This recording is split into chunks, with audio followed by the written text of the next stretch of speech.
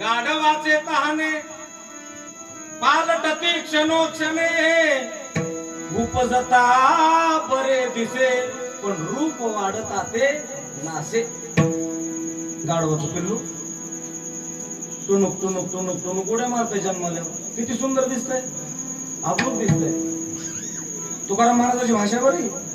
जन्माला गाढवाचं पिल्लू अबलूक दिसतंय. टुनुक टुनुक टुनुक टुनुक उड्या मारतंय. वाटतंय घरी घेऊन यावं. कुणाला? बोला की तुम्ही. गाढवाला. पण त्याच गाढवाच्या पिल्ल्याचं जसं जसं जसं जसं वय वाढलं गणेश महाराज तसं शेवटी ते गाढव. बोला ना.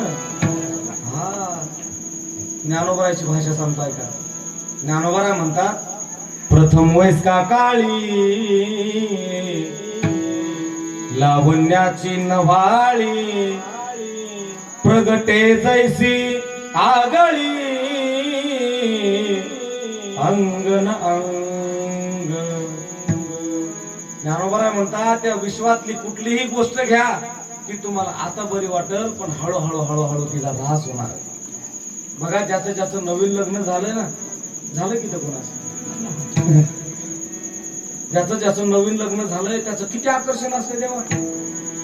कोणाचं नवीन लग्न झालंय त्याचं. मला वाटतं ते दोघं दाम्पत्य बाबा प्रकाश महाराज, ते नवरा आणि बायको एकमेकाला सोडून, बोला की, जेवत सुद्धा नाही हो.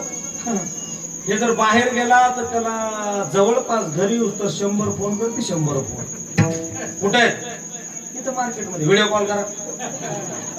हा आहे मार्केटमध्ये. का?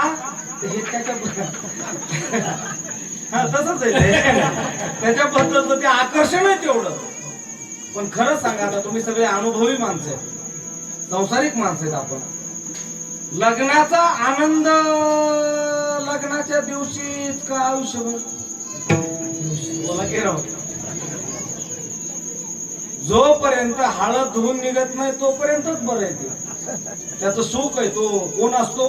देव असतो. देव हे नैमित्तिक देवता आहे. नैमित्तिक देवता आहे ना. नवरदेव हा कोणता देव आहे? नैमित्तिक देव आहे. तो नैमित्तिक देव असा आहे, लग्न झाल्यावर बुटा सकट मारुती राहायच्या पाया पडायला. तुमच्याकडे जातात का?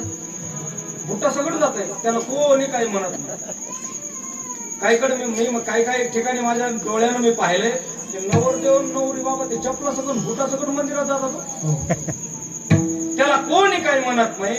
पण त्याचा का सत्यनारायण झाला, महिना झाला, मग त्याला म्हणायचं तू फक्त मंदिराच्या पायरीवरच चप्पल सोडून जाते. तुमच्या लक्षात येते ना मी काय बोलतोय? आता त्याचं देवत्व संपलं. तसं ते नवरदेव जोपर्यंत आहे तोपर्यंत त्याचं आकर्षण. किती आकर्षण आहे त्या दोघांच्या संबंधामध्ये. एवढं प्रेम असतं बाबा. ते प्रमाण म्हणतात कीर्तनातले नाही, मेरे हाथ में तेरा हाथ हो और सारी जिंदगी बर्बाद तेरे साथ हो. किती मुलगी म्हणते याच्यात मोबाईल नाही. ते पोरग सुद्धा लय भारी भारी प्रमाण म्हणतो राव. हा, किती म्हणतो भारी सांगू का तुम्हाला? टाकू म्हणून एखादं. तुम्हाला तुला आणलंय कशाला? तेव्हा सुद्धा तिच्याबद्दल एवढा आकर्षणाचं वाङ्मय वापरतो. उन आँखों का हंसना भी क्या, जिन आँखों में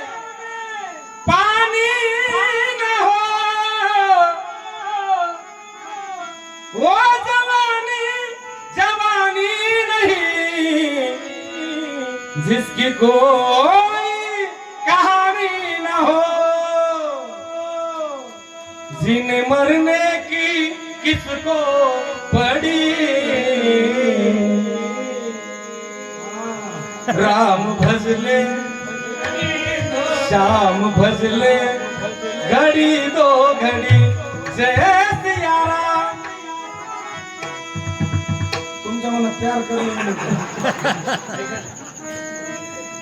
एवढं प्रेम एवढं वाङ्मय भारी वापरतो तिच्याबद्दल.